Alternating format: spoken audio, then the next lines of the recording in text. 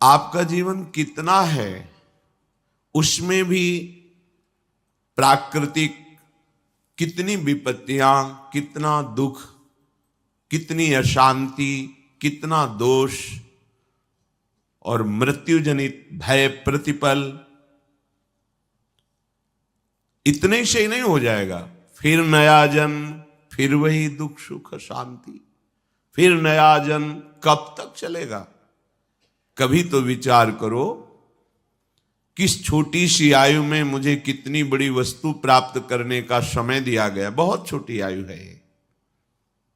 कल आपने श्रवण किया समय का, काल का वर्णन, कि ब्रह्मा की भी आयु भगवान के काल चक्र के नीचे ही है। ब्रह्मा का भी नाश हो जाता है। फिर हम सब ब्रह्मा के रचे हुए बहुत अल्प आयु वाले हैं, अल्प बुद्धि वाले हैं, अल्प भोगों में ही सुख मान लेने वाले हैं। इसलिए श्री भगवान कहते हैं कि यदि मेरा आश्रय लेकर निरंतर भजन करोगे तो इस संसार चक्र में नहीं आना पड़ेगा। ये बड़ा भयावह संसार चक्र है। आपको माया भुलाए हुए है, इसीलिए बहुत प्रिय लग रहा है। मरने से भय इसीलिए लग रहा है, शरीर प्रिय है, शरीर के भोग प्रिय है, शरीर के संबंधी प्रिय हैं, ऐसा हमें भ्रम हो गया है। ना शरीर है, न शरीर के भोग है, न शरीर संबंधी, एकमात्र सच्चिदानंद भगवान है। ये सब मायाकृत नाटक है, जादू का तमाशा है। जेहि जाने जग जाए हेराई, जागे जथा स्वप्न भ्रम जाई। ये भ्रमात्मक सृष्टि तब तक तुम्हें लुभाती रहेगी जब तक प्रभु श्री हरि के चरणों का आश्रय लेकर नाम जप नहीं करोगे। नाम जप के द्वारा ही मायामल का नाश होता है, सिद्ध बात समझ लीजिए। आ ब्रह्म स्तंभ पर्यंतम सर्वम मायामयम जगत, सत्यम सत्यम पुनः सत्यम हरिर्नामैव केवलम। केवल हरि का नाम ही तुम्हें इस असत्य प्रपंच से निकाल सकता है, और वो हरि नाम गुरु कृपा से प्राप्त होता है।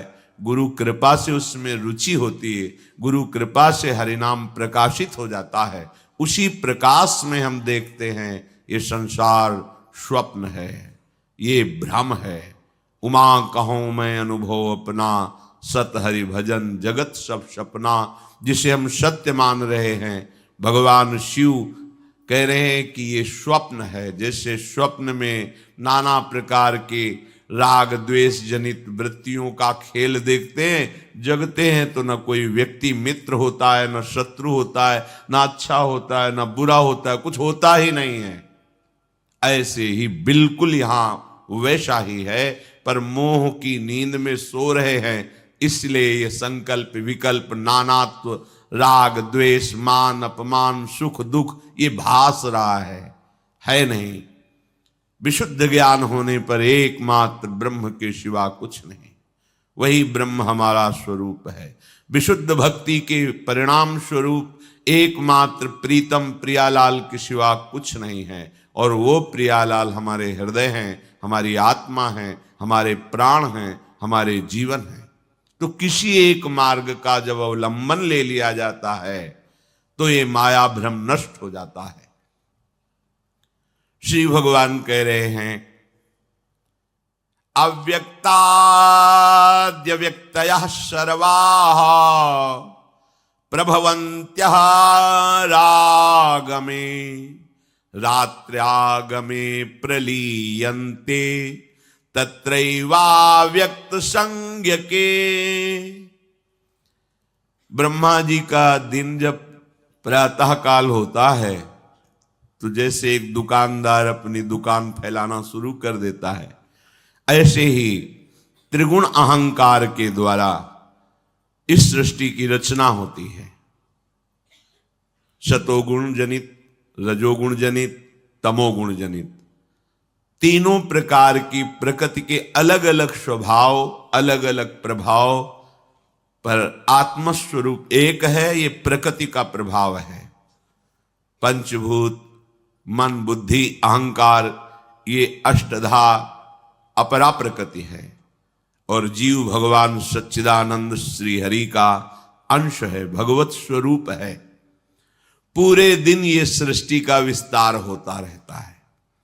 फिर जब रात्रि का समय आता है उसे प्रलय कहते हैं। ब्रह्मा जी का समय 4 अरब 32 करोड़ वर्ष का एक दिन होता है। अपने मनुष्य वर्ष से 4 अरब 32 करोड़ वर्ष का एक दिन होता है और 4 अरब 32 करोड़ वर्ष की एक रात्रि होती है। दिन में सजाते हैं संसार को और रात्रि में प्रलय होती है। ऐसे एक दिन रात फिर एक वर्ष, ऐसे 100 वर्ष की आयु ब्रह्मा जी की। जब 100 वर्ष की आयु होती है तब महाप्रलय होता है, ब्रह्मा का भी नाश हो जाता है। नाश का तात्पर्य जो ब्रह्मा स्वरूप है वो भी लय होकर हरि में लीन हो जाता है। केवल हरि, केवल हरि, दूसरा कोई नहीं। तो जब रात्रि का समय आता है 4 अरब 32 करोड़ वर्ष बाद, तब प्रलय होती है। कितना भयानक कष्ट है प्रलय में। हमें तो कष्ट ही कष्ट है। अगर मुक्त नहीं होते तो कष्ट ही, मरना कष्ट, जीना कष्ट, फिर जन्मना कष्ट, फिर रोग कष्ट, विषाद, हर्ष, शोक, भय, मान, अपमान, पूरा जीवन, पूरे जन्म के जन्म जब विचार करके देखो तो यहां कष्ट के सिवा कुछ हाथ नहीं लगता है। पूरा जीवन हो गया कमा के, मर गए, फिर कुछ नहीं, फिर नई पढ़ाई, नई योग्यता, नया धन, नया परिवार, फिर मर गए, फिर न, कब से चल रहा है। अच्छा, ये ही चलता रहे, इतना ही नहीं, एक बार इसके बाद फिर प्रलय होता है।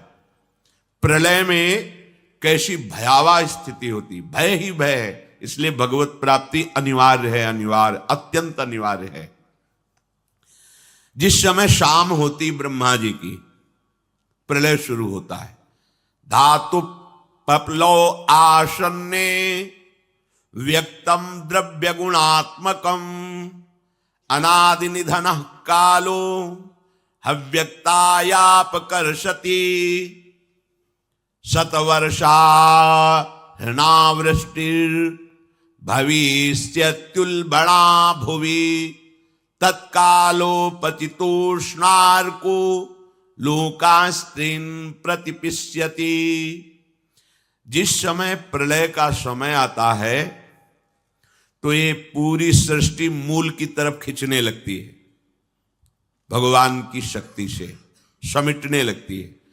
उस समय 100 वर्ष तक एक बूंद पानी नहीं बरसता, 100 वर्ष तक सूखा पड़ता है। शतवर्षा अनावृष्टि, 100 वर्ष तक एक बूंद पानी नहीं। तो पृथ्वी का सारा पानी सूख जाता है, पीने के लिए पानी नहीं, अन्न के लिए कहीं दाना भी नहीं दिखाई देता, कुछ भी नहीं रह जाता। 100 वर्ष वर्षा ही नहीं होती, इतना अकाल सूखा कि इतने में ही सब जीव जंतु मनुष्य शरीरधारी बहुत मर जाते हैं। 100 वर्ष भयंकर सूखा, गर्म वायु तपती हुई, बचना मुश्किल है। उसी के घर्षण से दावानल, बड़े बड़े वनों में आग लग जाती है। पानी बूंद नहीं, न तालाब में, न कुआं में, न सरोवर में, न सरिता में, सब उष्ण ताप से सूख जाता है। बिना पानी के, बिना अन्न के तड़प तड़प करके जीव मरते हैं। आगे प्रलय कालीन सूर्य का तेज उदय होता है। 100 वर्ष सूखा के बाद सूर्य से तीनों लोकों में अग्नि की वर्षा होने लगती है। जैसे ओले देखते हो, कोई बनाता थोड़ी कि किसी फैक्ट्री में नाप के काटे जाते हो, झर झर झर झर झर झर ढेर लग जाता, ऐसे अग्नि बरसती है। और नीचे से भगवान शंकरषण की फुंकार से ज्वालामुखी देखा है? किसने कोयला रखा वहां, पेट्रोल रखा, कैसी देखा है ज्वालामुखी? धधकती हुई बहती हुई आग, ऐसे नीचे के लोगों से आग प्रकट होती है, भस्म करते हुए सब लोकांतर को ऊपर बढ़ती चली जाती है। ज्वालामुखी देख के हृदय कांप जाएगा। भारी अग्नि, ये जलाने वाले अग्नि से भी तापमान उसका कई गुना अधिक होता है। कुछ भी पड़ जाए सीधे आग लग जाएगी, सीधे भस्म हो जाएगी। नीचे से पूरी की पूरी पृथ्वी ज्वालामुखी हो जाती, ऊपर से सूर्य आग बरसाता है। 100 वर्ष तक अग्नि की वर्षा रहती है। पहले 100 वर्ष तक सूखा, उसमें जो कुछ बचे अग्नि की वर्षा, भस्म हो गया पूरा का पूरा। ये 14 भुवन सब भस्म हो गए, नीचे से ऊपर तक। ये स्वर्ग लोक, महालोक, जनलोक, तपलोक सब, क्योंकि ये प्रलय है। ब्रह्मा जी भगवान के नाभि कमल पर विराजमान है, सारी सृष्टि भस्म हो रही, 100 वर्ष तक अग्नि वर्षा ये होती है। अब जैसे कहा जाए कि नीचे से अग्नि निकलेगी, अगर हम ज्वालामुखी ना कहें तो आप अनुमान भी नहीं लगा सकते, ऐसा कैसे हो सकता है? देखो ना, फोड़ करके अग्नि कैसे प्रांत के प्रांत को भस्म कर दे। पर वहां एक जगह से निकलती है पहाड़ों में, या पूरी पृथ्वी ज्वालामुखी हो जाती, जगह जगह से अग्नि भगवान शेष के फुंकार से, और ऊपर से भयानक अग्नि तपती हुई बरसती है। जैसे ओले बरसते हैं ऐसे अग्नि बरसती है। लोगों को तपाने वाली भगवान शेषनाग के मुंह से निकलती हुई प्रचंड लपटें नीचे के लोगों से जलाना प्रारंभ करती हुई इतनी ऊंची बढ़ती हैं कि समस्त ब्रह्मांड को भस्म कर देती है। भगवत प्राप्ति अनिवार्य है। अगर ये सुनकर के तुम्हें भय नहीं लग रहा तो भगवान की माया ने विशेष जकड़ रखा है। कहां हम जाएं? एक ही जगह है भगवान की शरण।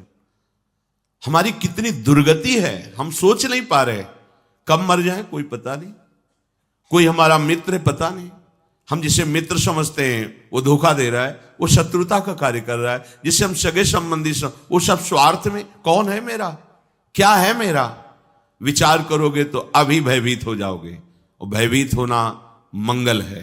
क्योंकि जो शभीत आवा शरणाई, रखियो ताहि प्राण की नाई। यदि भयभीत होकर भगवान की शरण में चले जाओ तो भगवान जैसे अपने प्राण बहुत दुलारे होते हैं, ऐसे शरणागत का दुलार श्री भगवान करते हैं। एकमात्र हमारे बचने का उपाय भगवान के वचन से समझ लीजिए। वो कह रहे मामेव ए प्रपद्यन्ते माया में ताम तरंती। केवल मेरी शरण हो जाओगे तो मैं बचा लूंगा, नहीं तो इस भव समुद्र से बचना बहुत कठिन है। बड़ा दुखदाई है, अभी समझ में नहीं आ रहा, बड़ा दुखदाई है। कार में बैठे बैठे मुस्कुराते हुए पूरा परिवार जा रहा है, अंदर से पता नहीं क्या हुआ, कार में आग लग गई, सब भुन गए पूरा परिवार। प्रतिपल भय, प्रतिपल दुख, प्रतिपल अशांति, मृत्यु हमारे सिर पर सवार रहेगी जब तक भगवान नहीं मिल जाते। यही अवसर है, मनुष्य जन्म में आप भगवान को प्राप्त कर सकते हो। इस छोटी सी आयु में, छोटे समय में, बिना प्रयत्न के भगवान की प्राप्ति आपको हो जाएगी यदि शरणागत हो जाओ, हृदय से शरणागत हो जाओ। भगवान से भी कृपालु हमारी लाडली जो हैं, बचा लेंगी, सब दुखों से बचा लेंगी। निकुंज में किसी भी महाप्रलय की अग्नि का प्रवेश नहीं होता, चिदानंद धाम है। किंचन मात्र माया पवन का प्रवेश नहीं है, ब्रह्मा के द्वारा रचित नहीं है, शेष भगवान के फण पर नहीं है, चिदानंद धाम है। वहां हमें बुला लेंगी श्री जी, और वहां बुला के लेंगे। हम पहुंच चुके हैं, बस सावधान हो जाए, पीछे न लौटे। तो हम आ गए हैं, श्री जी के दरवाजे पे आ गए हैं। और जो इस द्वार पे पड़ रहता है वो फिर निहाल हो जाता है। महारानी जी के द्वार पे आ गए। घर पे इसलिए नहीं कह रहे अंदर कि अभी नेत्र खुले नहीं है तो तुम देख नहीं पा रहे हो, कहोगे कहां श्री जी हैं। तो अभी दरवाजे पे आ गए, इतना विश्वास कर लो। और निरंतर रसिकों की आज्ञा में रहो, एक कदम भी आज्ञा के विमुख न रखो, तो बिना किसी प्रयास के तुम्हें श्री जी की प्राप्ति हो जाएगी, पक्का मान लो। बिना प्रयास के, बस तुम्हारे अंदर एक धारणा बन जानी चाहिए, अब आज्ञा के बिना हमारा कदम नहीं बढ़ेगा।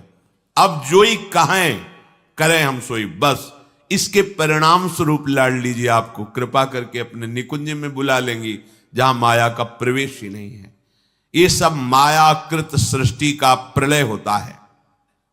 बोलो 100 वर्ष तक हाहाकार मच गया, नीचे से अग्नि, ऊपर से अग्नि, और 100 वर्ष पानी नहीं गिरा तो सब सूखा। अब कौन बचा? सब भस्म हो गया। अकाल में ही 100 वर्ष में सब स्वाहा हो गए, जो कुछ बचे वो अग्नि की वर्षा से नष्ट हो गए।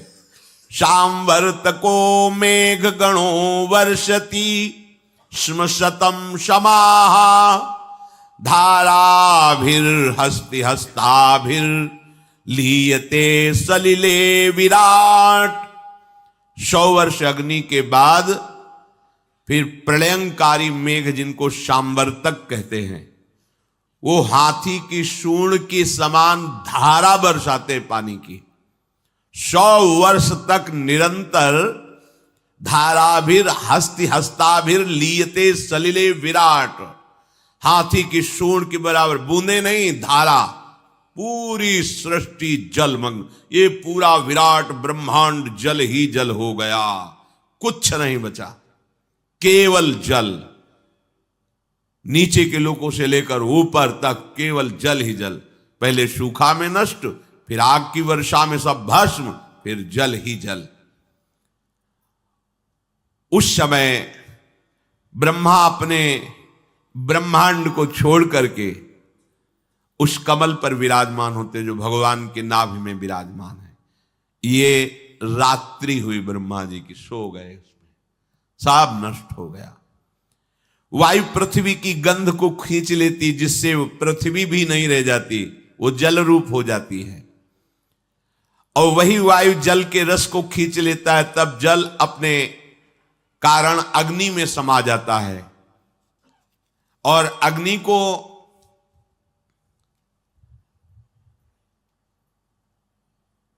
अंधकार में जितना तेज है वो सब छीन लेता है। अग्नि वायु में लीन हो जाती है, वायु रूप हो जाती है। वायु की शक्ति को, प्रवाह को आकाश छीन लेता है, वो आकाशमय हो जाती है। तदनंतर ईश्वर आकाश के गुण शब्द का हरण कर लेता है, तो तामस अहंकार में लीन हो जाता है। इंद्रियां, बुद्धि राजस अहंकार में, मन सात्विक अहंकार में, ये महाप्रलय हो गया। अब कुछ नहीं बचा। जब पूरी ब्रह्मा जी की आयु हो जाती है तो अहंकार महातत्व में लीन हुआ। महातत्व मूल प्रकृति में, मूल प्रकृति ब्रह्म में, अब केवल ब्रह्म बचा।